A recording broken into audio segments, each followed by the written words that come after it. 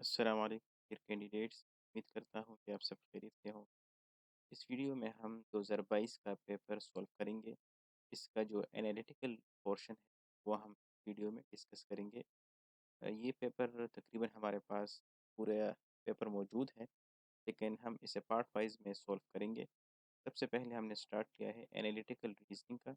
इसमें हमारे पास 3 से 4 क्वेश्चंस हैं जो कि हम इस वीडियो में सॉल्व करेंगे। अगर आपको स्क्रीन पर दिखाई दे रहा हो तो लास्ट में आपको एक कोड नज़र आ रहा है N22 असिस्टेंट डायरेक्टर वाइड 2022 11794। तो ये पेपर का कोड है। इससे आपको जाहिर हो रहा है कि ये पेपर 2022 में कंडक्ट हुआ है असिस्टेंट डायरेक्टर एमओडी के पोस्ट। आइए इसके कुछ क्वेश्चन सॉल्व करते हैं। क्वेश्चन नंबर शायद आपको क्लियर नज़र ना रहा हो। मैं क्वेश्चन रीड आउट करता हूँ, आप इसे गौर से सुनिएगा। If it is true that the streets and the sidewalks are wet whenever it is raining, then the following must also be. Which of the following must also be true? तो पहला condition है, इसका मतलब ये हुआ कि अगर हम इसे ठीक मान लें कि स्ट्रीट्स और साइड वॉक्स जो हैं वो हमेशा तभी वेट होते हैं जब बारिश होती है। तो अब इस कंडीशन में हम कौन सा ठीक मानें? Condition number 1 is if the streets and sidewalks are wet it is raining. तो अगर streets and wets sidewalks wet हैं, इट मीन्स के बारिश हो रही है। If the streets are wet but the sidewalks are not wet it is not raining. अगर सिर्फ स्ट्रीट्स वेट हैं वेयर साइड वॉक्स वेट नहीं है, गीली नहीं है, तो इट्स मीन्स के बारिश नहीं हो रही। If it is not raining the streets and sidewalks are not wet. तो कंडीशन नंबर 3 से ये ज़ाहिर हो रहा है कि बिल्कुल भी वेट नहीं हो सकती अगर बारिश ना हो। तो चूँकि क्वेश्चन में ये नहीं बताया गया, क्वेश्चन में ये बताया गया है कि अगर हम इसको मान लें ठीक कि वो वेट होते हैं तभी जब बारिश होती है। मतलब अगर बारिश हो जाए तब वो वेट हो, लेकिन कंडीशन नंबर 2 से ये ज़ाहिर हो रहा है कि उसके बगैर भी ये वेट हो सकते हैं, अगर दोनों वेट ना हो। तो इससे ज़ाहिर हो रहा है हमारे पास 1 एंड 2 जो पॉइंट है ये करेक्ट है। बाकी कंडीशन नंबर 3 मीट नहीं करता। क्यों? If it is not raining the streets and sidewalks are not wait.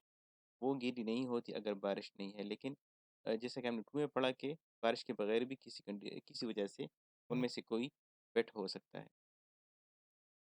Question number 2 है all engineers are intelligent. Bashir ये अदील ने कहा all engineers are intelligent. Bashir ने कहा that is not true. I know some bankers who are intelligent too. अब इसने जो बात ली, बशीर ये समझा कि अदील कहना चाह रहा है जो इंटेलिजेंट होते हैं वो सिर्फ ही इंजीनियर्स होते हैं, जबकि उसके क्वेश्चन से ये मीनिंग भी लिए जा सकते हैं कि इंजीनियर जितने होते हैं वो इंटेलिजेंट होते हैं। तो बशीर ने उसे गलत समझा शायद, तो उसने ये आंसर दिया कि बशीर, अच्छा पहले क्यूरी जो है वो उसे देख लें।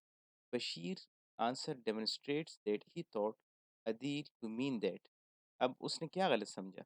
बशीर ने क्या गलत समझा जो उसने कहा है नहीं बैंकर्स भी मैं जानता हूँ जो कि इंटेलिजेंट है। तो सम इंजीनियर्स आर इंटेलिजेंट, नहीं बशीर ने नहीं समझा था।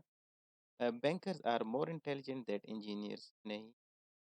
Engineers are more intelligent than bankers, नहीं। Only engineers are intelligent. तो बशीर ये समझा था कि अदील ये कहना चाह रहा है कि सिर्फ इंजीनियर्स ही इंटेलिजेंट होते हैं, इसलिए उसने कहा कि नहीं बैंकर्स को मैं जानता हूँ जो इंटेलिजेंट है।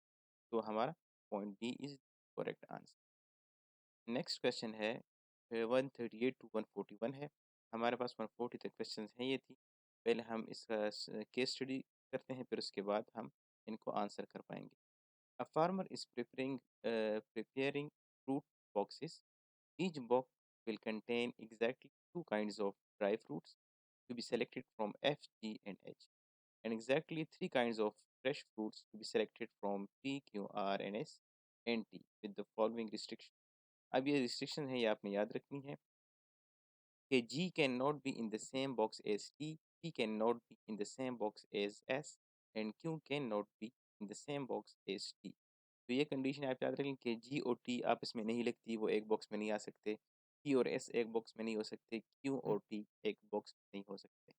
अब हम क्यूरियस क्वेश्चन रीड करते हैं। If G is not included in a fruit box, अब लेट्स सपोज जी इंक्लूड नहीं है हमारे पास, sorry, if G is included, ये इंक्लूडेड है in a fruit box, which of the following is a kind of fruit must be also included. जब G include हो गया तो क्यूरी में था, रिस्ट्रिक्शन में था कि टी नहीं आ सकता था, तो ऑटोमेटिकली ये टी वाला निकल गया। जब टी वाले दरमियान में से निकल गया तो हमारे पास पी क्यू आर एस रह गए और टी निकल गया। अब इन चार में से हमने तीन सेलेक्ट करने हैं, तो एफ और एच तो नहीं हो सकते, पी और क्यू में से एक होगा। वो क्या होगा वो यहाँ पे देख लें कि जब हमने जी का पेयर बनाया, जी एच पी क्यू आर, ये पेयर बना, ये पेयर बना, ये पेयर बना, ठीक है, ये सारे जी के साथ बने। अब आप इस जी में देख लें कि सब में कॉमन कौन सा आ रहा है, तो सब में आपके पास आर शो हो रहा है। दिस मीन्स के अगर जी का पेयर बनाते हैं तो उसमें आर ज़रूर आपके पास होगा। तो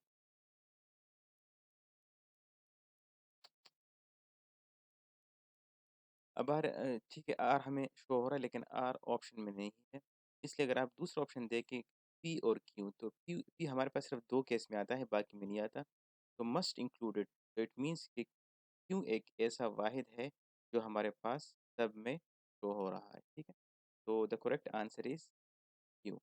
अब हमने ये बॉक्स कंडीशंस को देखते हुए, इन कंडीशंस को देखते हुए हमने बनाए ताकि जी के साथ टी ना आए, पी के साथ एस ना आए और क्यू के साथ टी ना आए। हमने इस तरह का कम्बिनेशन बनाना है, बॉक्सेस बनाने हैं, एक बॉक्स बनाना है जिसमें दो ड्राई फ्रूट्स होंगे और तीन हमारे पास फ्रेश।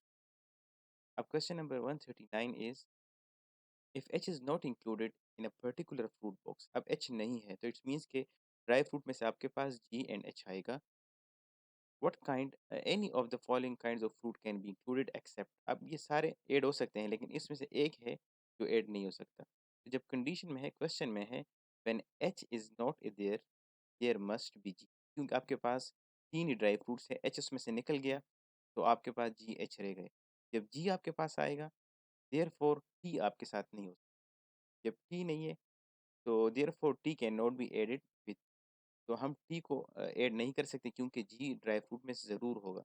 तो ऑप्शन डी इज़ करेक्ट कि सारे ऐड हो सकते हैं except fruit number T. Question number 140 is which of the following kinds of fruit must be included in each of the fruit boxes.